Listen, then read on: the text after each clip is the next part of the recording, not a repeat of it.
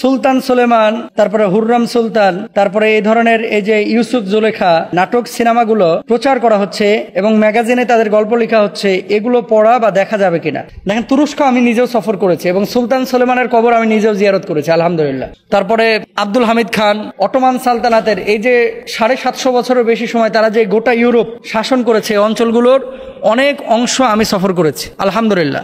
তুরস্ক গিয়ে সফরগুলো করেছি।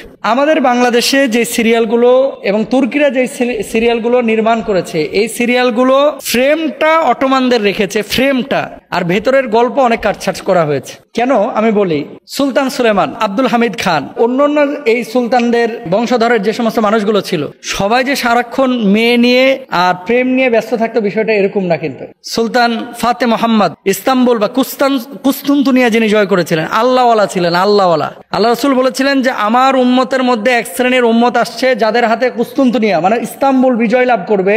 এই ইস্তাম্বুল বিজয় যারা লাভ করবে, এই ইস্তাম্বুল জয় যারা লাভ করবে, এদেরকে আল্লাহ সুবহানাহু ওয়া তাআলা বদরি সাহাবীদের মতো মর্যাদা দেবে, আর বদরের যুদ্ধ যারা করেছে তাদের মতো মর্যাদা দেবে। তো সুলতান ফাতে মোহাম্মদ, ওনারা কুস্তুনতুনিয়া জয় করেছে, ওনারা সে মর্যাদা পাবেন। ওনারা আল্লাহওয়ালা ছিলেন, ঈমানের জোরে কিন্তু তারা জয়লাভ করেছিলেন। তো এরকম সারাক্ষণ যদি প্রেম নিয়ে, নারী নিয়ে মত্ত থাকতেন, এই বিজয়কে আল্লাহ তাআলা তাদেরকে দিতেন। এবার আসেন রাষ্ট্রনায়ক, ধরেন কথার কথা, এই যে সৌদি আরবের যে প্রিন্স যারা আছে, 5 ভাই, 4 ভাই ভালো, 1 ভাই খারাপ। বাপের একই ফ্যামিলির 10টা ভাই আছে বা সন্তান আছে, 10 জনের মধ্যে 8 জন ভালো, 2 জন খারাপ। এরকম হয় কি হয় না? সুলতানদের মধ্যে কিছু সুলতান এরকম ছিল যারা বিলাসী জীবনযাপন করত।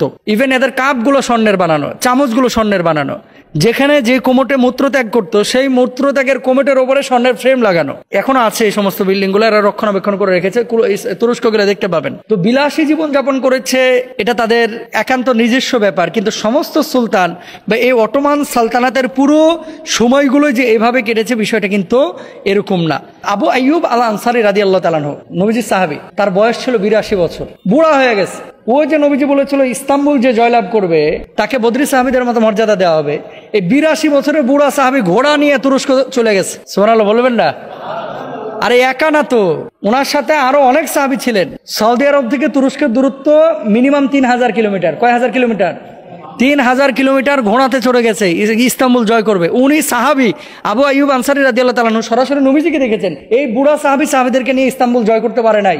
ওখানে খ্রিস্টানদের এত পাওয়ার ছিল। পরে ওনার কবরটা উনি ওসিয়ত করে গেছিলেন, যদি আমি এখানে শহীদ হয়ে যাই, আমার লাশটা আর ফিরে নিয়ে যাবে না ঘোড়াতে করে, আমাকে এখানেই দাফন করবা।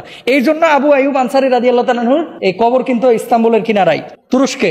অথচ নবীজির সাহাবী কত দূর, আবু আইয়ুব আনসারী রাদিয়াল্লাহু তাআলা আনহুর কবরটা আমি জিয়ারত করেছি। যেটা বলার উদ্দেশ্য, এই সুলতান সুলেমানের যে ক্যারেক্টার আপনারা দেখেন, এখানে কিছু গল্প সত্য, কিছু গল্প এখানে কাটছাট করা হয়েছে, কিছু গল্প প্রেম, রিলেশনশিপ, এগুলো এখানে ঢুকানো হয়েছে এবং এগুলো মানুষের মানে খোরাক তৈরি করার জন্য, মানুষকে একটু মানে আগ্রহ তৈরি করার জন্য, আকর্ষণ করার জন্য এগুলো করেছে। এগুলো সব কিছু বিশ্বাস করা যাবে না। আর আরেকটা বিষয় বলি, ইউসুফ জুলেখা নামে ওই যে কি সিরিয়াল চলতেছিল, এগুলো দেখবেন না, হারাম। কেন বলবেন যে হুজুর হারাম কেন? নবীদের চরিত্র এবং ক্যারেক্টার, ইউসুফ আলাইহিস সালামের চেহারা কেমন ছিল? মেয়েরা আপেল না কেটে হাত কেটে ফেলছে, এত সুন্দর ছিলেন ইউসুফ আলাইহিস সালাম। এখন ওখানে যে ইউসুফের চেহারা দেওয়া হয়েছে ইরানের এক আর্টিস্টকে, দাড়ি রাখছে দূর, চেহারা সুন্দর, ঠিক আছে, কপালটা খোলা। আমাদের বাচ্চারা, আমাদের জেনারেশন যখন এর চেহারাটা দেখবে মনে করবে ইউসুফ নবী মনে হয় এরকমই ছিল। আসে কি আসে না? তো কোন নবীর চরিত্র কেউ এভাবে দিতে পারে না এবং এটা জায়েজও নাই। কোন সাহাবীর চরিত্র দেওয়া জায়েজ নাই। হ্যাঁ, গল্প আকারে প্রকাশের জন্য আপনি এতটুকু করতে পারেন যে ধরেন আপনি চেহারা বানাইলেন না, ছায়ার মতো কিছু বানাইলেন, অথবা চাদর দিয়ে একজন মানুষের আকার ধারণ করাইলেন, চেহারা দেখাবেন না, সেটা আপনি প্রেজেন্ট করতে পারেন এবং সত্য ইতিহাস যদি তুলে ধরা হয় এটা জায়েজ আছে। আর ইউসুফ জুলেখার প্রেম দেখাইতেছে ওখানে নাটকের মধ্যে, হারাম সম্পূর্ণরূপে, এগুলো দেখা যাবে না। ইরান থেকে আসলে আর সৌদি আরব থেকে আসলে সবকিছু জায়েজ হয়ে যায় না। আপনাকে দেখতে হবে কোরআন হাদিসের মধ্যে কি আছে। আর তুরস্কের কোনো আর্টিস্ট যদি বাংলাদেশে আসে, যদি হালাল বা বৈধ কোনো অনুষ্ঠানেও নেই, যেখানে দেশের কল্যাণে কোনো কাজ করতেছে বা কথা বলতেছে, দিনের কল্যাণে কোনো কথা বলতেছে, সেই জায়গাগুলো আপনি যাইতে পারেন। কিন্তু নাচ গান করতেছে বা অশ্লীল কোনো কিছু হচ্ছে, বেপর্দাহীনতা বা পর্দাহীনতার কোনো কিছু দেখা যাচ্ছে, সেখানে আপনারা অংশগ্রহণ করতে পারবেন না। আল্লাহ তাআলা আমাদের সবাইকে বোঝার তৌফিক দান করুন।